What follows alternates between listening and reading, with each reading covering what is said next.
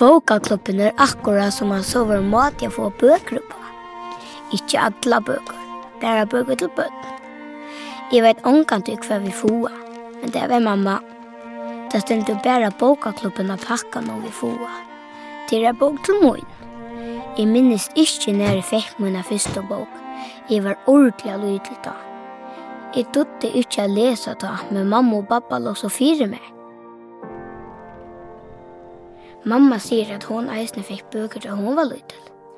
Jag hade inte det var lika goda böcker man fick då. Om och Abbe hava de böckerna.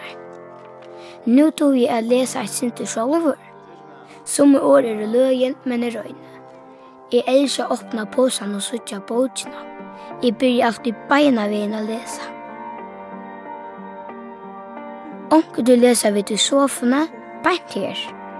Men vi läser mest da jeg skal i sång. Jeg kan eisne läsa sjálft om det sier, så nu.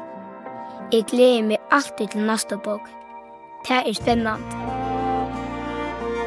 Bokaklubben hever i 40 år vært bøker til bøtten og ung i Førjun og kring Atlan heimen. Gåar søver som vet jeg leser ho og styrkja med å male.